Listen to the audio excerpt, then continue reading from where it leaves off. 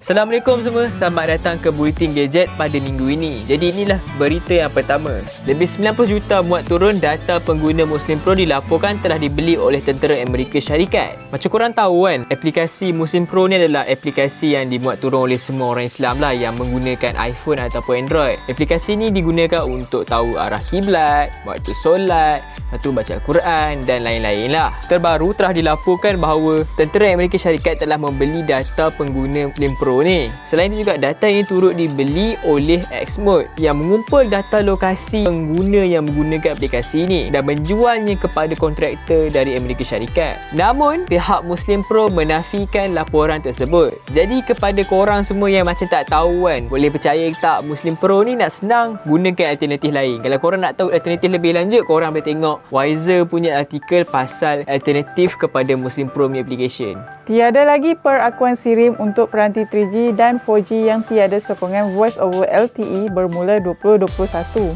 Penghujung Ogos yang lalu, kerajaan telah mengumumkan rangkaian 3G akan ditamatkan secara berperingkat sehingga akhir tahun 2021. Langkah tersebut merupakan satu plan tindakan infrastruktur jendela di bawah rancangan Malaysia ke-12. Perkembangan terbaru mengenai rangkaian 3G, SIRIM pula menyatakan bermula 2021, badan itu tidak lagi akan memberi perakuan kepada peranti 3G. Ia melibatkan semua peranti yang menggunakan rangkaian 3G seperti telefon pintar, pengesan kenderaan dan meter pintar. Dalam masa yang sama, SIRIM juga tidak akan memberikan pengesahan kepada peranti 4G yang tidak mempunyai sokongan Voice over LTE. Pengumuman yang dibuat oleh SIRIM itu akan berkuat kuasa bermula 1 Januari 2021 dan ia seiring dengan pelaksanaan jendela bagi meningkatkan lagi kelajuan rangkaian di Malaysia. Oppo memperkenalkan peranti konsep Oppo X 2021. Menerusi acara Oppo Inno Day yang lepas, Oppo telah memperkenalkan beberapa teknologi baru syarikat tu. Antaranya termasuk produk konsep Oppo X 2021 yang dibangunkan dengan panel OLED boleh gulung. Berbanding teknologi skrin boleh lipat, paparan boleh gulung ini dikatakan jauh lebih mudah untuk disesuaikan dengan keadaan kerana saiz boleh diselaraskan mengikut senario yang berbeza. Oppo turut menyatakan dalam proses peralihan saiz skrin, hampir tak ada kesan lipatan yang kelihatan pada skrin tersebut. Buat masa ini, Oppo X 2021 hanya peranti konsep dan belum diketahui lagi jika ia akan dikomersialkan pada masa akan datang.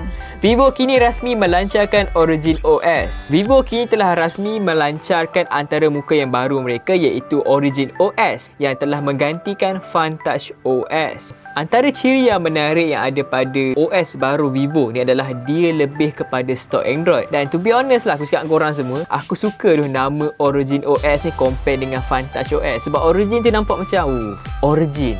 Macam original lah nama dia kan. Menurut Vivo, phone yang pertama akan mendapat Origin OS punya kemaskini ni adalah phone flagship diorang lah. Selepas tu Vivo akan keluarkan mengikut batch lah. Batch pertama, batch kedua untuk dapatkan Origin OS ni. Untuk first batch pertama ni, lebih 10 phone akan mendapat Origin OS ni sebelum akhir bulan Januari 2021 ni. Antara phone yang akan mendapat kemaskini adalah Vivo X50, Vivo Nex 3S, Vivo Eco 5, Vivo X50 Pro Plus, Vivo X7 dan sebagainya.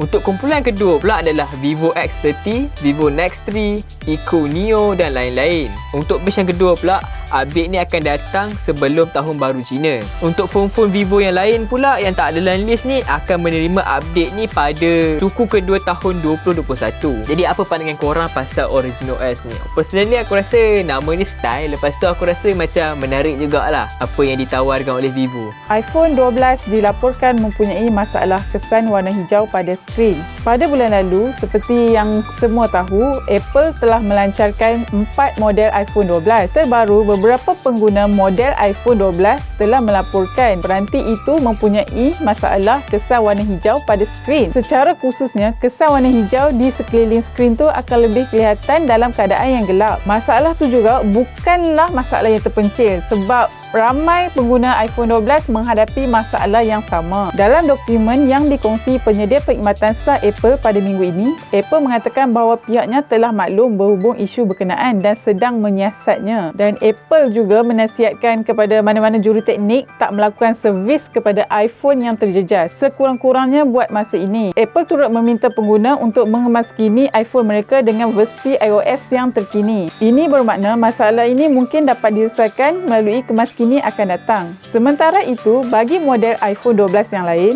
DisplayMate telah menabalkan iPhone 12 Pro Max mempunyai skrin yang terbaik setakat ini. Sebelum ini, mereka telah menabalkan OnePlus 8T sebagai telefon dengan skrin yang terbaik. Huawei Pay kini boleh digunakan di Malaysia.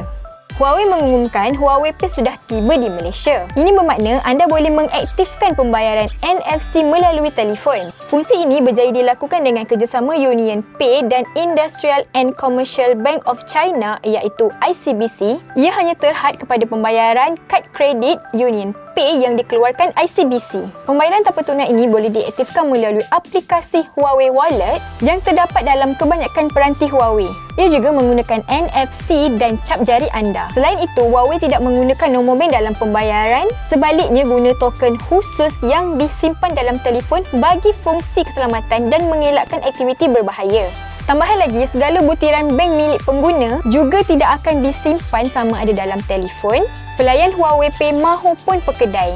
Huawei sahkan penjualan Honor kepada Shixin New Information Technology.